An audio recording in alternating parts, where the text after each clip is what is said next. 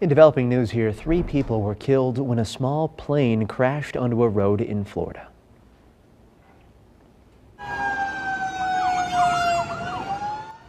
You're seeing moments after the incident happened. It happened this morning in Boca Raton. The Cessna 310R took off from the Boca Raton airport headed to Tallahassee. Investigators say it crashed soon after takeoff. A man driving a car was also injured when the plane crashed right next to his car. The National Transportation Safety Board is handling this investigation. The Trump administration is reportedly looking to revoke the legal status of hundreds of thousands of immigrants. They were allowed into the country and allowed to stay as part of actions by the Biden administration. The move allowed migrants to avoid crossing the border illegally, and they were given Social Security numbers and, in some cases, federal benefits. The New York Times reports that the Trump administration is now urging those with such temporary legal status to self-deport. The report says the administration is repurposing Social Security's so-called Death Master file. The file has been used to track dead people who no longer should receive benefits. Instead, this new tactic entails including the names of living people who the government will treat as dead. As a result of winding up on this list, a person would lose the possibility of getting a Social Security number in the United States, and thus a key form of identity that allows them to earn money. The report indicates more than 6,300 names of migrants who had temporary legal status but were either on a government terror watch list or had FBI criminal records were added to the list this week and had their status revoked. A White House official reportedly saying nearly 1,000 of the migrants had received federal benefits worth about $600,000, including Medicaid, unemployment, and student loans that are now cut off. The acting commissioner of the Social Security Administration, Leland Dudick, reportedly sent an email to staff saying their financial lives are terminated. Back in February, Dudek agreed to provide the Department of Homeland Security with the last known addresses of nearly 100,000 people to Immigration and Customs Enforcement. ICE has been conducting raids and roundups in various parts of the country since Donald Trump took office. By using Social Security data to freeze out certain immigrants, The Times reports that Trump is undoing what he believes was the Biden open borders policy. Critics fear the enforcement role involving Social Security could result in people, including American citizens, mistakenly winding up on the list. A senior Social Security official for George W. Bush's administration told The Times the potential for errors can be very consequential. While White House spokeswoman Elizabeth Houston said President Trump promised mass deportations, and by removing the monetary incentives to stay, it will encourage them to self-deport. Millions of gallons of additional wastewater has flown into the Tijuana River from Mexico beginning Tuesday. This as crews are working on repairs, a part of the International Collector project, and more is expected in the coming days. Mexico is currently releasing millions of gallons of wastewater daily into the Tijuana River as they work to repair a critical part of the International Collector project. The issue began in March when Mexico found 2 unknown lines sending flows to the International Collector. According to the U.S. International Boundary and Water Commission, Mexico described it as a difficult decision after they spent days looking and exhausting all other options. CBS 8 has been following the impact stemming from the ongoing cross-border sewage issue. In Imperial Beach, I met Bill Damcooler, who just found out about the discharge this morning. It's a really difficult situation. I understand that. It's an international problem. The U.S. IBWC says Mexico claims the discharge is limited to peak hours from 11 p.m. to 3 a.m., releasing an average of about 3 to 5 million gallons daily, with the exception of Wednesday. It's expected to continue until Phase 1 of the project wraps up, scheduled for April 17th.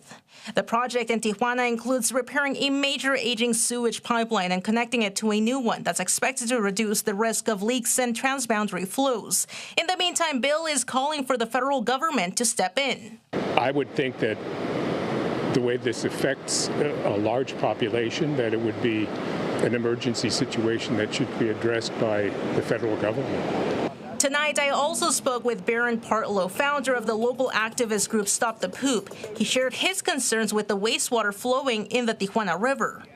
My concerns are as we're getting past the rainy season and these dry weather flows, really shouldn't be happening, but this one they say is happening because they're working on the international collector. But without a rain runoff, it's going to get trapped in the valley and it's going to start gassing really bad. The commissioner of the U.S. IBWC says Mexico continues to work around the clock on this project, which will replace a decades-old leaking pipeline and reduce the risk of transboundary flows. In Imperial Beach. Ya es viernes. Buenos días. A los agricultores de Texas, que son quienes están pidiendo el agua, pues va a haber una entrega inmediata de un número determinado de millones de metros cúbicos que se puede dar de acuerdo con la disponibilidad de agua que existe en el Bravo. Ya no se puede a lo mejor garantizar la misma cantidad de agua que hace 80 años. ¿Qué opina de eso? Lo que está buscando son propuestas técnicas que permitan que ese tratado se cumpla, porque lo que ha pasado es que hay menos agua en el río Bravo, sobre todo pues que llevamos casi 4 años de sequía, entonces pues hay menos agua. Y el objetivo pues es que permanezcan, que se promuevan y también si lo desean. Yo creo que en estos días se va a llegar a un acuerdo razonable. No veo que vaya a ser un tema de conflicto. Muchas gracias, Presidenta.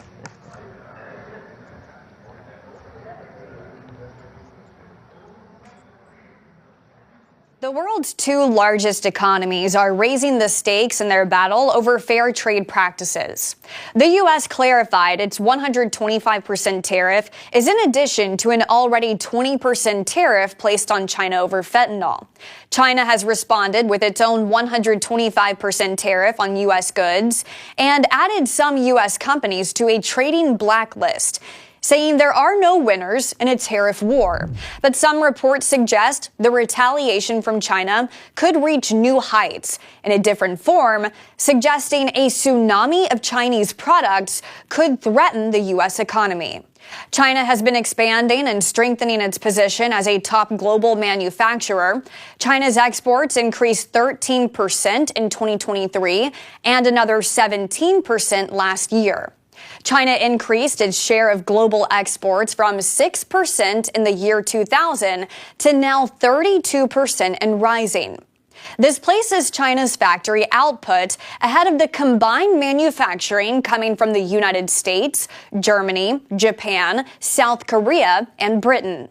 The New York Times reported China has transitioned away from heavily funding construction of housing to building factories to the tune of nearly $2 trillion in financing.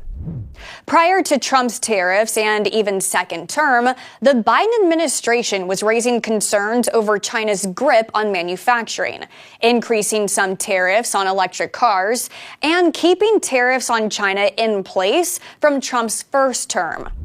Catherine Tai, the U.S. trade representative under Biden, said the tsunami is coming for everyone, referring to Chinese products flooding the global market. China's economy was hit hard by the COVID pandemic and has been slow to recover. So their economic strategy heavily relies on boosting production and increasing exports. But the United States, along with other countries, see their economies threatened by this strategy they refer to as the dumping of cheap Chinese goods. The European Union saying it risks their own produced goods of being priced out of the market because consumers could buy the Chinese-made goods for less, and many already do. According to data from the International Trade Center, the U.S. imported nearly $500 billion worth of goods from China last year. 1/5 of iron and steel products imported were from China. More than 1/4 of all electronics, 1/3 of its imported footwear, and 3/4 of toys came from China. The U.S. trade deficit with China last year was $300 billion. While China has indicated the tariff tit for tat should be at a standstill following its rate hike to 125% and the United States rate hike on China standing at 145%, China's overall economic strategy beyond the tariffs is something the U.S. and its allies have been watching for years, with officials indicating the tsunami is coming. President Trump's special envoy Steve Witkoff is in St. Petersburg, Russia, meeting with Russian President Vladimir Putin. The U.S. is urging Russia to accept a long-term ceasefire agreement in Ukraine. President Trump wrote in part on Truth Social Friday, quote, Russia has to get moving. Too many people are dying. At the same time, in Brussels, European nations are promising to send billions of dollars in additional military aid to Ukraine. I'm pleased to say CBS News senior national security correspondent Charlie D'Agata joins us now. Okay, I mean, look, the question that we all want to know, you've got EU nations renewing vows for Ukraine military support. How far are we from a potential ceasefire? Kelly, it seems a long way away. President Trump, before that tweet, he said he's peed off with Putin. Stronger language than that. It's worth noting that Defense Secretary Pete Hegseth did not attend that Ukraine meeting in person, but via video conference. We didn't even know that was going to happen until yesterday. But the way the EU ministers put it, they say Putin is in no mood for peace. In fact, they said this morning that peace is out of reach. So to that end, in practical terms, they announced $23 billion in military funding. Germany is pledged to provide air defense systems. That's really important. That's what Ukraine needs most. Patriot missile systems. And in a way, the United States kind of would be responsible for backfilling that stuff. The Trump administration has, and Hegseth, Defense Secretary Hegseth, have been urging European allies to take the lead. So they'll be pleased at what happened. So that is what's happening. But I got to tell you, we've been monitoring it here, and the Russians have been pounding Ukrainian positions with no let up at all. And Putin has continued. I mean, he even moved the goalpost by saying that not only President Zelensky, Ukrainian President Zelensky, is illegitimate, but so is his government. So he's digging in, and there might be some sort of breakthrough because Witkoff has gone to Russia to find some common ground with Putin, but it feels a long way off at this moment. I'm glad you mentioned the point about the EU sort of taking the lead here, because I also noted that is something that President Trump has been pushing for. And, that I thought that was noteworthy. But look, I want to talk also, while I've got you here, about another key meeting that is happening soon. I mean, Iran and the U.S. will hold critical nuclear talks Saturday in Oman. What can we expect there? There's a lot going on. So President Trump had warned Iran that Iran is going to have a bad day if talks fail. And today he actually doubled down on that threat, saying they'll be held to pay if Iran doesn't agree to get rid of its nuclear program. What that looks like, we actually don't know yet because, again, Special Envoy Steve Witkoff, he's going to have a busy weekend. He said, for starters, that red line will be to stop Iran from being able to produce a nuclear weapon. And by the way, intelligence suggests that they're getting close. But it may mean dismantling the entire nuclear program. And as I've reported, we discussed it before, there is a lot of military hardware in that region now. Just yesterday, another aircraft carrier arrived. So you get 2 aircraft carriers, half a dozen destroyers, another couple of cruisers, missile launch cruisers, F-16s, F-18s, F-35s, B-2 stealth bombers. And Iran's air defenses have been crippled by Israeli airstrikes. So really in no military position to have any kind of leverage. Yeah. You were listing out all the things. I'm like, yeah, you're right. There are a lot of them. There's a lot there. Yeah. Really quickly before I let you go, a headline caught my eye that I wanted you to opine on. Defense Secretary Pete Hegseth plans to cut $5.1 billion in DoD spending. Which contracts and services are going to be impacted? Yeah, Kelly, that's a lot of money. But we're also talking about an organization that has already spent $890 billion. So he described it as non-essential spending.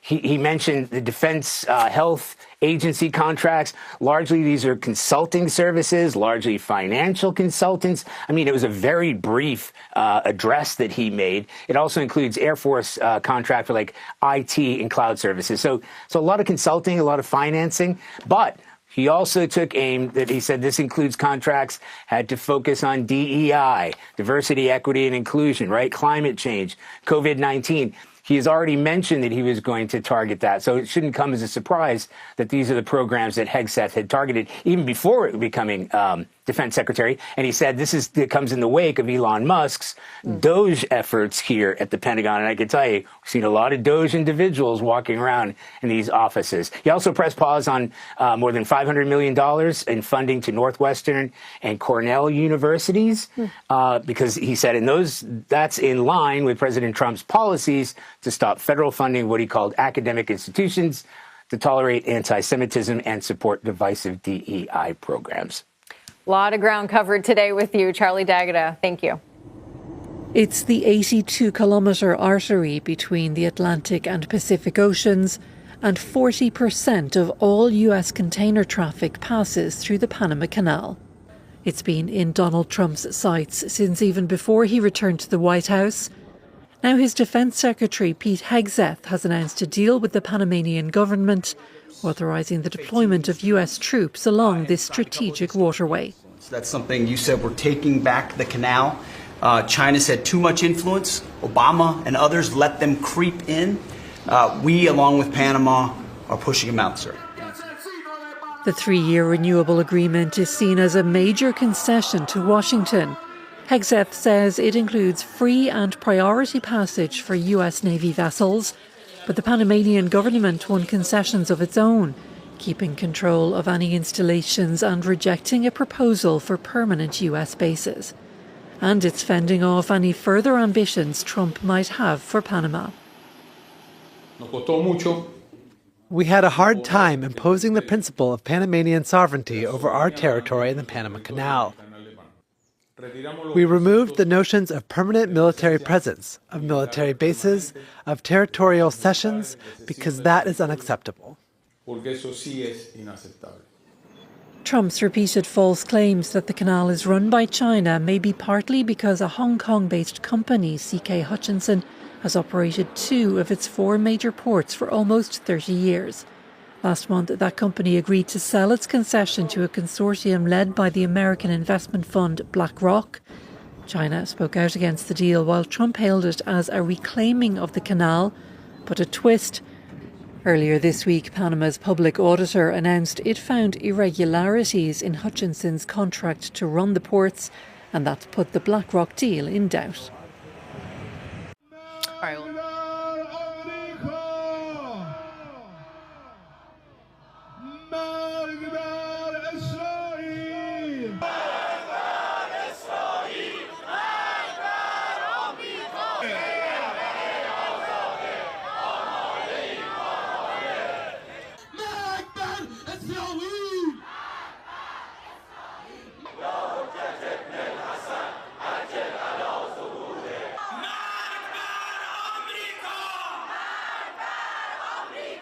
ما هیچ اعتمادی به آمریکا و سران آمریکا نداریم و این مذاکرات چه مستقیم چه غیر مستقیم ما فکر میکنیم که آمریکا اهل خیانته و هر توافقی را انجام بده اجرا نمیکنه همینجور که بارها و بارها خیانت کرده و اجرا نکرده.